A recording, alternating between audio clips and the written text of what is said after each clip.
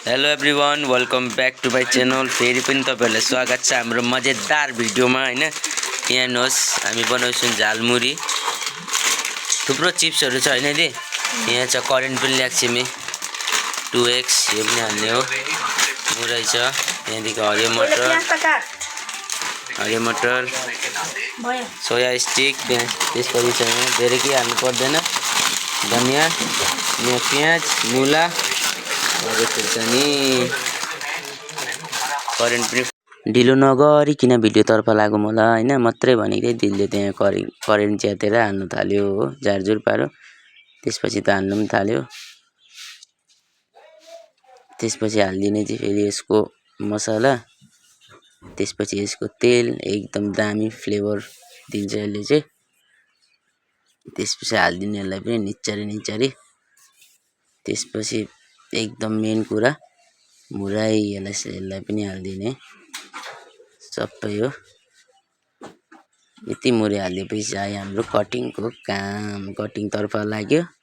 बट्टाबट्टी प्याजले यता काट्नु थाल्यो हो, सानो चप गरेर बट्टाबट्टी प्याजलाई यसरी काटिदियो। त्यसपछि धनियालाई पनि सानो चप गरिदियो। त्यसपछि आयो मुलालाई पनि छिलछाल पारेर यसरी सानो काटिदियो हो। अब आयो हरियो खुर्सानीको पाली, यसलाई पनि काटिदिए सानो पारेर हो। धेरै हाल्ने हो कि पिरो।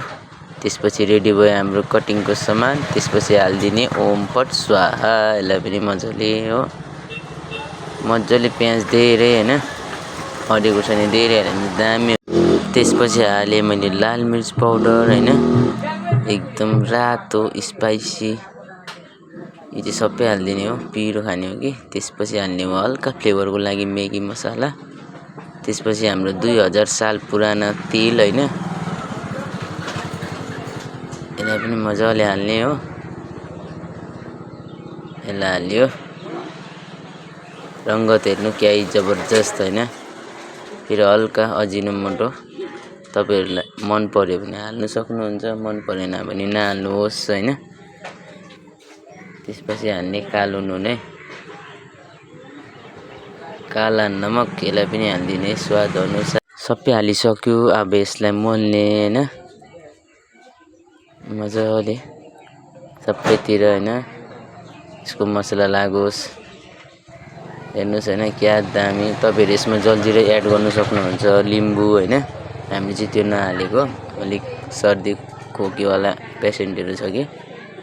यसलाई अब यसरी मजाले मोल्यो हैन। फाइनली हाम्रो मुरै पनि रेडी भयो। हेर्नुहोस् रङ्गत क्या जबरजस्त।